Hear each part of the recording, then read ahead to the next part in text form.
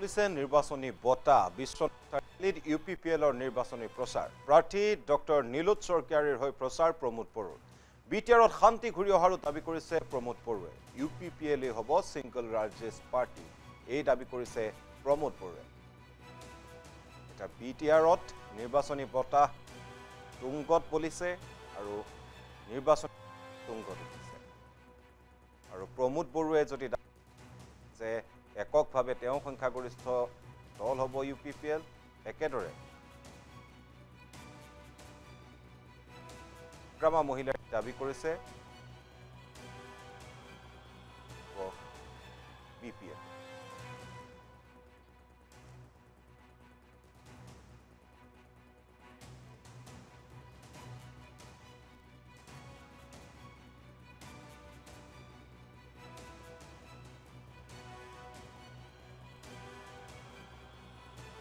যে আমাৰ প্ৰথম মিটিং আজি আমাৰ সাংসদ ৰঘুৰাণ আজাৰী ডাঙৰীয়া আমাৰ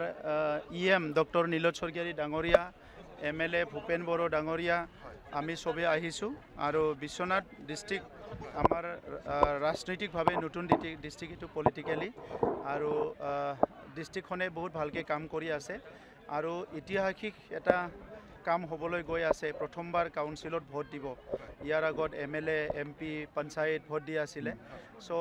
বড়ো জনগোষ্ঠীৰ যেটো আশা আকাংক্ষা এটা দীঘলীয়া এটা সংগ্ৰাম যে এটা ৰাজনৈতিক অধিকাৰক লৈ পেলাই এটো আজি এটা বাস্তৱত এটা ৰূপ ধৰিছে আৰু এই অঞ্চলৰ আমাৰ লোকসকলে বহুত বছৰৰ পৰাই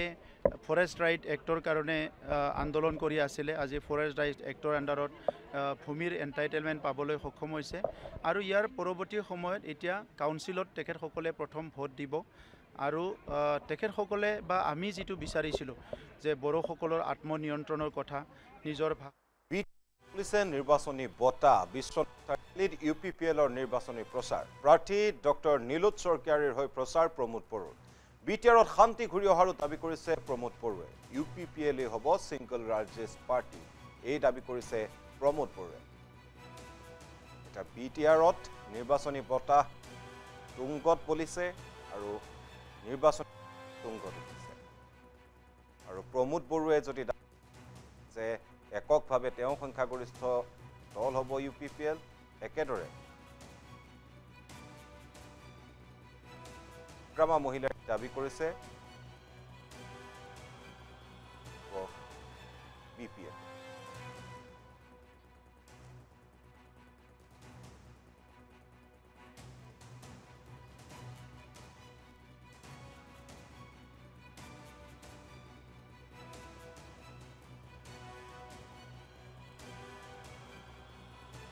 যে আমাৰ প্ৰথম মিটিং আজি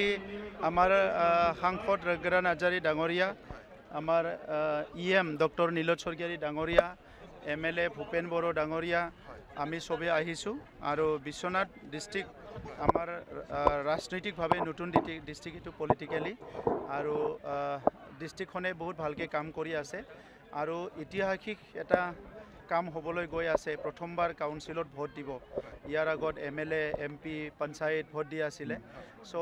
বড়ো জনগোষ্ঠীৰ যেটো আশা আকাংক্ষা এটা দীঘলীয়া এটা সংগ্ৰাম যে এটা ৰাজনৈতিক অধিকাৰক লৈ পেলাই এটো আজি এটা বাস্তৱত এটা ৰূপ ধৰিছে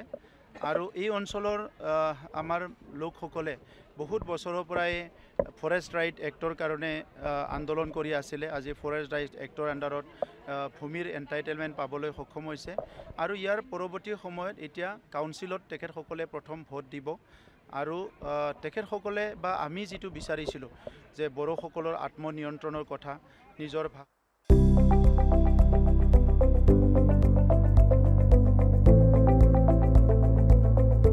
NB নিউজ সহজ সৰল ভাষাত নৱভাৰতৰ কথা।